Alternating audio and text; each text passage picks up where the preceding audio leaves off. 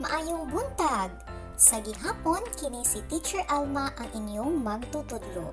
Karong adlaw, ato na usab pagakatunan ang lain nga letra. Pero sa dili pa ko magpadayon, magampo sa ta. Sa ngalan samahan, sa Anak ug sa Dios Espiritu Santo. Amen. Langit no namong Amahan, ani-ana usab kami magapasalamat sa mga grasya nga imong gihatag kanamo karong adlaw. Giyahi kami sa among pagkat-on ug ilikay kami sa mga kadautan nga tanan. Kini among gipangayo pinaagi ni Hesukristo among Ginoo. Amen. Sa ngalan samahan sa Anak ug sa Dios Espiritu Santo. Amen. Okay, andam na ba kamo nga maminaw? Maayo. Kahibalo ako nga ganahan na usab kamo nga magdula. Yehey! Ako magpakita og mga hulagway. Ang inyong buhaton, inyong tan-awon pagmaayo kung unsa ang nahabilin nga hulagway sa laray. Karon, maghisgot ta og mga butang gamit sa balay, mga pangalan sa pagkaon o mga pangalan sa mananap. Akong usbon, inyong tan-awon ang hulagway nga mahabilin kada grupo. Andam na? Maayo! Mao kini ang unang grupo sa hulagway. Ayaw kalimot sa pagdibuho o pagsuwat sa maong hulagway nga mahabilin. Ikaduha nga grupo. Ikatulo nga grupo sa hulagway.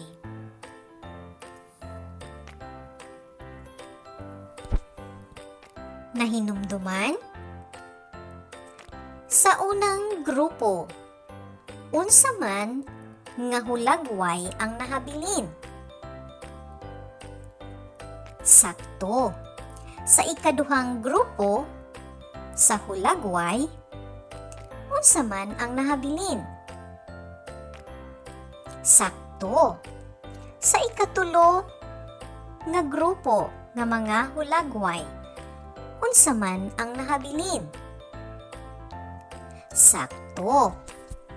Mangutan ako, unsa man ang unang tingog sa pulong nga ensaymada, M. Panada, S. Cabeche.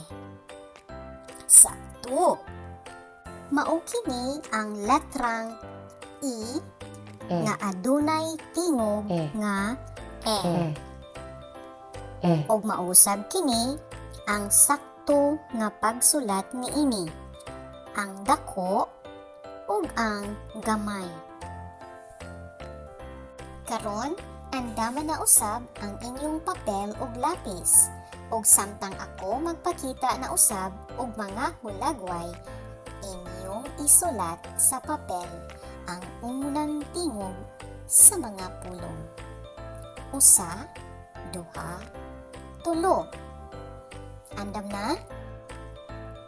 Una, elepante. Ikaduha, ensaymada. Ikatulo, eroplano. Ikaupat, Eddie. Ikalima, empanada. Yehey!